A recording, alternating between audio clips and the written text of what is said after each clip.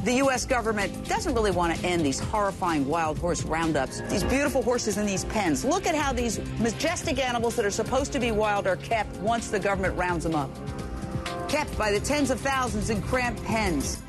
It's happening again. You won't believe what the federal government is doing to our country's wild horses. In these economically tough times, the Bureau of Land Management is using our tax dollars to forcibly round up wild horses in northern Nevada. The governor claims they're there to help the animals because they're starving. Critics say the move amounts to torture. It's the height of foaling season. That means newborn foals and pregnant mares are among the horses forcibly stampeded by helicopters right overhead. Why not just bring them food and water? The Bureau of Land Management is part of the Interior Department, the same people that botched the oversight of the BP oil spill in the Gulf of Mexico.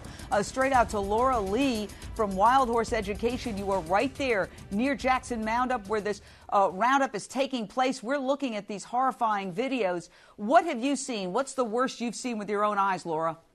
I've seen these compromised animals, these thin babies and mares that aren't getting the nutrition that they need, stampeded towards that trap by helicopter, bands fractured, families split up where the baby goes into the trap or the mom goes into the trap, and then they have to continue to chase these horses and further traumatize these compromised animals and rope them and get them back into the trap.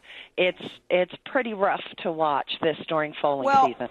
The BLM claims that drought conditions are compromising the health of the animals, and it's their policy not to supplement animal feed and only provide water, and that they've been providing water since April, but it hasn't helped. And the helicopters have proven to be a safe and practical means to gather and remove excess horses and burros from the range.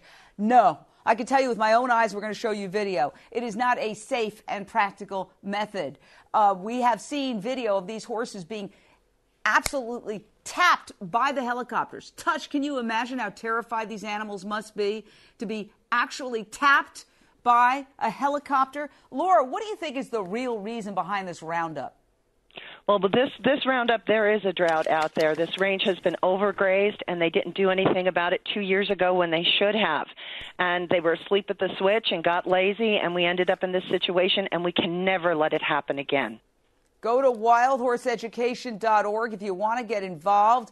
We're staying on top of this story. There's a Congress member who wants to stop this, and we hope that we can stop it. We're going to try to get that Congress member on and talk about this. We're not ignoring the voiceless burros and Mustangs.